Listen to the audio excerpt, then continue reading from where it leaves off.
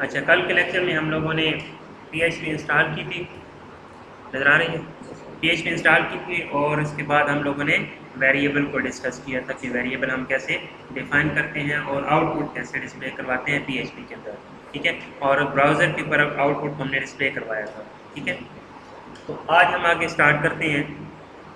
तो हमारे पास उसी तरह यहाँ पे जैसे हमने कल दो वेरिएबल डिफाइन किए थे और उसमें कुछ वैल्यू हमने दी थी और उसको प्लस माइनस मल्टीप्लाई डिवाइड किया था। तो इसी तरह जिस तरह जावास्क्रिप्ट या दूसरी लैंग्वेजेस हैं उसमें जो ऑपरेटर यूज़ हो रहे हैं प्लस माइनस मल्टीप्लाई डिवाइड और जो भी ऑपरेटर यूज़ हो रहे हैं वो सारे के सारे इसमें भी उसी तरह, ठीक है, उसी तरह ही यूज़ करते हैं। प्लस माइनस मल्टीप्लाई डिवाइड वो सारी चीज़ें, ठीक है। वो मैं उसमें फिर तफसील में मैं नहीं जा रहा, ठीक है, वो आपको आई थिंक आते होंगे, ठीक है। तो अभी हम आगे चलते हैं, हम यहाँ पे इफ़ स्टेटमेंट से स्टार्ट करते हैं, ठीक है, कि हम PHP के अंदर इफ़ स्टेटमेंट या स्विच स्टेटमेंट को कैसे यूज़ करते हैं, ठीक है। तो हमारे पास तीन तरह की स्टेटमेंट्स होती हैं, ठीक है। वैसे तो दो हैं हमारे पास, एक इफ़ स्टेटमेंट है और एक स्विच स्टेटमेंट है, ठीक है। लेकिन हम इफ़ स्टेटमेंट और इफ एल्स स्टेटमेंट भी कहते हैं, ठीक है, और स्विच स्टेटमेंट भी कहते हैं। और एक और हमारे पास स्टेटमेंट है जिसको हम ऑपरेटर भी कहते हैं, कंडीशनल ऑपरेटर, कंडीशनल ऑपरेटर भी कहते हैं। तो वो भी एक स्टेटमेंट के अंदर ही आती है, तो उसके अंदर भी हम कंडीशनल ऑपरेटर को भी हम स्टेटमेंट कह सकते हैं, ठीक है। तो अभी हम स्टार्ट करते हैं कि इफ़ स्टेटमेंट हम कैसे यूज़ करते हैं PHP के अंदर, ठीक है। PHP के अंदर हमने इफ़ स्टेटमेंट यूज़ करनी है। तो तरीका वही है जो आपका C++ में या आपकी जो दूसरी लैंग्वेजेस हैं जैसे जावास्क्रिप्ट है या jQuery है उसमें यूज़ हो रहा है। इफ़ स्टेटमेंट का सिंटैक्स वही सिंटैक्स इसमें ही यूज़ होता है, ठीक है। हम यहाँ पे इफ़ जो कीवर्ड है यूज़ करते हैं, उसके दरमियान में हम यहाँ पर कंडीशन देते हैं, ठीक है।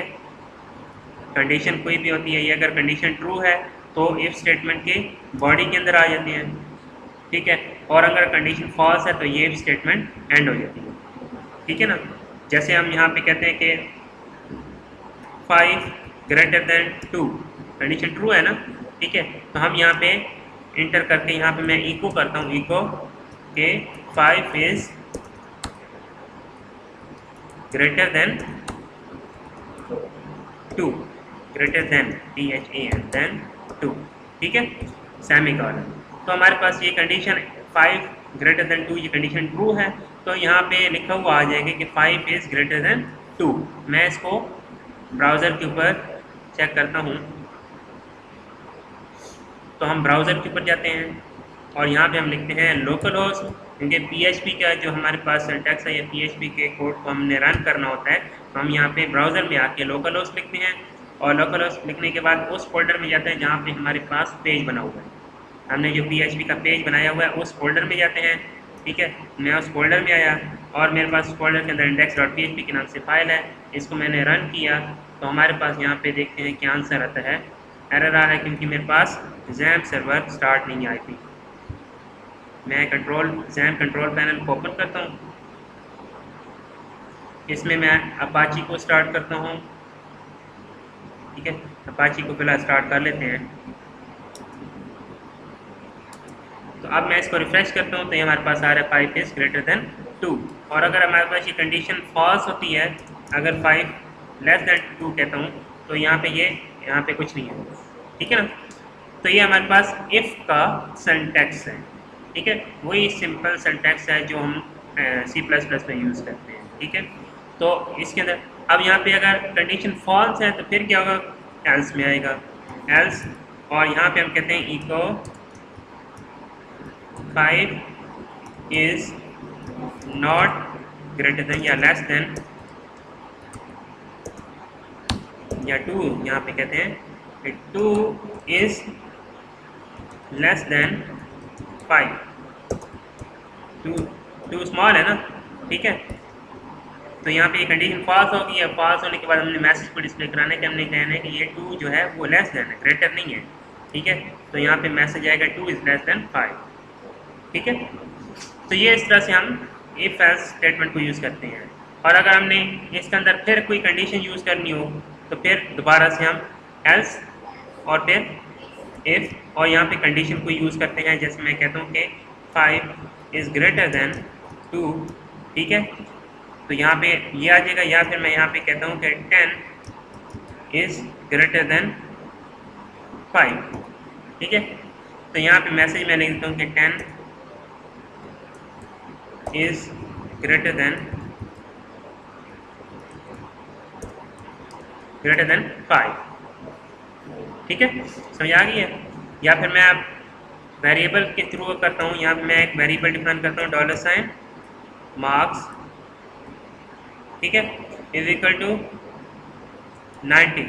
अगर मार्क्स 90 हैं तो परसेंटेज मैं कैलकुलेट करता हूँ, percentage is equal to, percentage calculate करने का क्या तरीका है, obtain marks divided by total marks, let's suppose मैं कहता हूँ 100 है, ठीक है, तो मल्टीप्लाई बाय 100। तो हमारे पास ये परसेंटेज कैलकुलेट अगर आ जाती है। और अगर मैं यहाँ पे परसेंटेज को चेक करता हूँ कि अगर हमारे पास $percentage greater than 90 greater than और इक्वल टू 90 है, ठीक है, तो फिर हम यहाँ पे परसेंटेज इक्वल कहते हैं कि हमारे पास ग्रेड आ गया A प्लस, ठीक है। रिफ्रेश करते हैं तो ये देखिए ग्रेड A प्लस आ रहा है। अगर यहाँ पे 80 होता, ठीक है, तो फिर क्या आता, कुछ भी ना आता, क्योंकि 80% नहीं है, 90% से अबव है, ठीक है। या अगर यहाँ पे 89 भी होते तो फिर भी ना आता, ठीक है। और अगर 90 हो जाए तो फिर आ जाएगा, ठीक है, ग्रेड A। समझ आ गया। तो दूसरी कंडीशन भी आप यहाँ पे यूज़ कर सकते हैं, else if $percentage greater than equal to 80, ठीक है। अगर 80 से ग्रेटर है तो फिर यहाँ पे इक्वल हो जाए और ग्रेड आ जाए, GRADE, ग्रेड स्पेलिंग यहाँ पे गलत लिखे हैं, ठीक है ना, ग्रेड आ जाए B प्लस, ठीक है, सेमीकोलन। तो यहाँ पे ग्रेड अभी A आ रहा है, यहाँ पे अगर हम यहाँ पे 80 कहते हैं तो ये B प्लस, ठीक है, समझ आ गया। तो इस तरह से हम इफ़ एल्स इफ कंडीशन को, इफ़ स्टेटमेंट या इफ़ एल्स स्टेटमेंट या इफ़ एल्स इफ को यूज़ करते हैं, ठीक है। इसी तरह फिर कोई कंडीशन आपने यहाँ पे लगानी है तो else if percentage is equal to greater than equal to 70 हो तो B आ जाए ग्रेड, ठीक है, इको ग्रेड B, ठीक है। अभी B प्लस है, यहाँ पे अगर मैं 70 करता हूँ तो ये B आ गया, या 75 भी कर दूँ तो B, यहाँ पे B आएगा, ठीक है, समझ आ गई इफ स्टेटमेंट, ठीक है। और अगर इसी तरह मैं यहाँ पे इसी परसेंटेज को चेक करने के लिए मैं स्विच स्टेटमेंट को यूज़ करूँ, अगर मैं स्विच स्टेटमेंट यूज़ करता हूँ तो उसके लिए भी वही सिंटैक्स है जो C++ में यूज़ होता है। स्विच कीवर्ड है SWITCH, स्विच, और इसमें केस होते हैं, ठीक है, केस होते हैं, first case, second case, third case, ठीक है। और यहाँ पे जो वेरिएबल होती है, इस वेरिएबल को चेक करते हैं इन केस के साथ, ठीक है। इस वेरिएबल को हम चेक करते हैं इन केस की वैल्यूज़ के साथ। लेट्स सपोज हमारे पास वेरिएबल क्या है, परसेंटेज है, और इस परसेंटेज को चेक करना है कि अगर परसेंटेज हम कहते हैं यहाँ पे 90 है, ठीक है, परसेंटेज 90 है, तो यहाँ पे क्या लिखा हुआ है, ग्रेड इको ग्रेड, सॉरी यहाँ पे डबल कोट में ग्रेड A प्लस, ठीक है, और सेमीकोलन, ठीक है। या फिर हम ये भी कर सकते हैं कि 90 से लेकर 100 तक, ठीक है, वो हम ये यहाँ पे इस तरह नहीं करेंगे कि 90 एंड 100 इस तरह करके, ये 90 ग्रेटर देन 90 इस तरह हम नहीं करेंगे, बल्कि हम 90 लिखेंगे, ठीक है। फिर केस 91, ठीक है, उस पर भी यही आंसर आए। फिर केस 92 और इस तरह 95 इस तरह करके ये सारे लिखेंगे, और फिर हाँ उनका A प्लस आए, ठीक है, A प्लस आए, ठीक है। इसी तरह यहाँ पे 92 है, यहाँ पे 100 A प्लस आएगा, ठीक है। और इसी तरह केस यहाँ पे फिर जैसे ये केस मैच करेगा उसके बाद स्टेटमेंट ब्रेक हो जाए, यानी कि ये स्टेटमेंट से बाहर आ जाए, ठीक है। और इसी तरह अगर केस ये वाला केस नहीं मिलता 90 से लेकर 100 या 90 से लेकर 92 तक का, तो फिर केस 80 वाला मैच करें। ठीक है, अगर केस 80 है, ठीक है, तो फिर क्या लिखा हुआ है, इको ग्रेड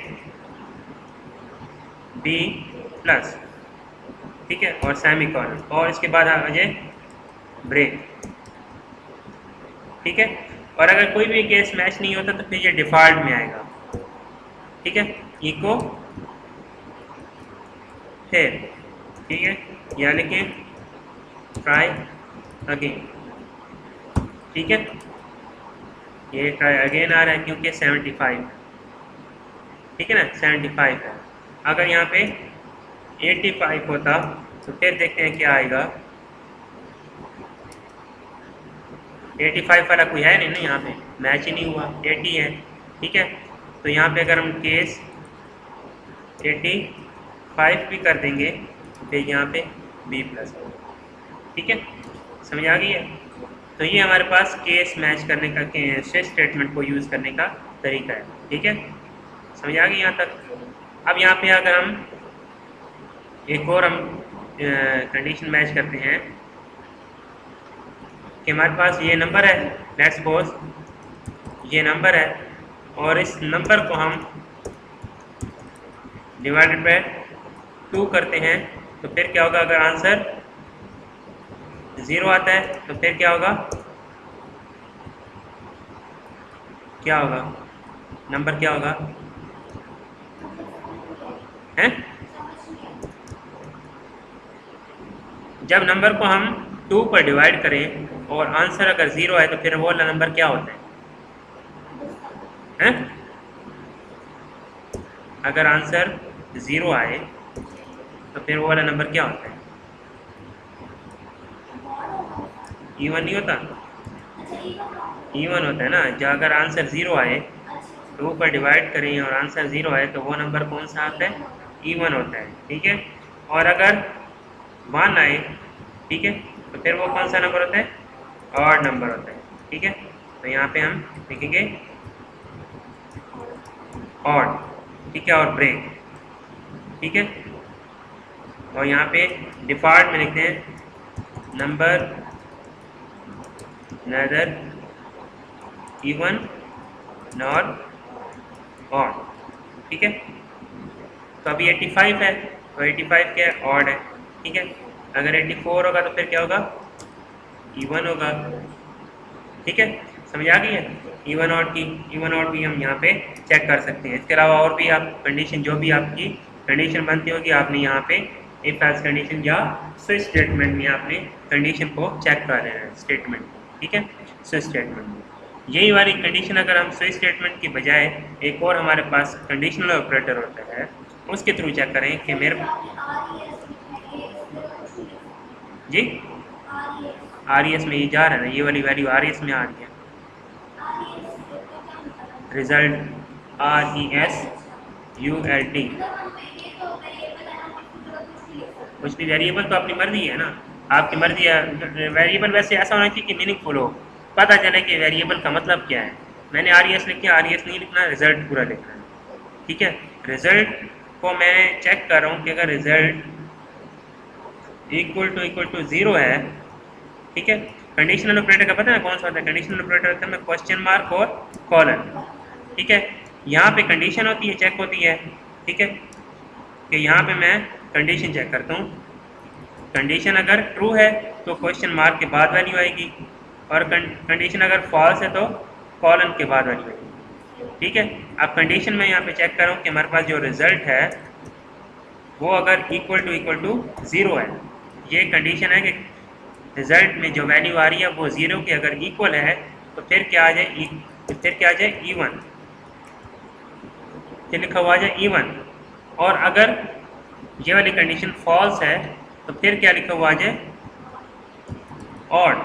ठीक है, ऑड लिखा हुआ जाए, और इस सारी स्टेटमेंट को आप इको कर दें तो ये चल जाए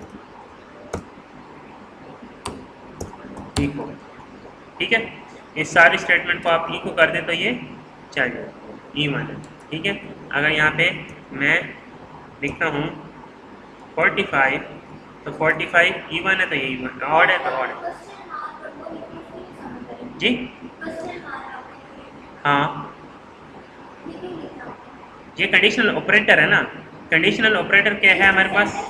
हाँ, ये ऑपरेटर है हमारे पास, क्वेश्चन मार्क और कॉलन। ऑपरेटर ये है हमारे पास, क्वेश्चन मार्क और colon.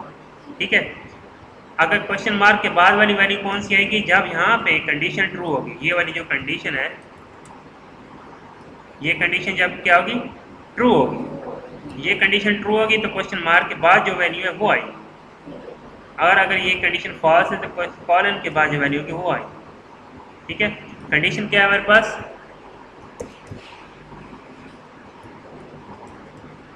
Result is equal to 0 है तो फिर क्वेश्चन मार्क के बाद वैल्यू आएगी। ठीक है, एक ठीक है, अगर हमारे पास ये कंडीशन ट्रू है तो क्वेश्चन मार्क के बाद जो वैल्यू होगी वो आएगी हमारे पास। लेट्स सपोज मैं लिखता हूँ E1। ठीक है, और अगर मेरे पास क्वेश्चन मार्क के बाद ये कंडीशन फॉल्स है, ठीक है, तो फिर कॉलन के बाद जो वैल्यू होगी वो आएगी। ठीक है, और इसको हम इको कर देंगे तो ये डिस्प्ले भी हो जाएगी। कौन सी वैल्यू डिस्प्ले होगी? या इवन या फिर ऑड, ये डिस्प्ले होगी कंडीशन की बेस पर। इस कंडीशन की बेस पर इवन या ऑड डिस्प्ले होगी। ठीक है, सेव किया, यहाँ पे ये ऑड आ रहा है। ठीक है, और अगर यहाँ पे हम करते हैं 44 तो ये हमारे पास इवन आ जाए। ठीक है, हम यहाँ पे एक और काम भी करते हैं। मैं यहाँ पे करता हूँ, एक वेरिएबल लेता हूँ,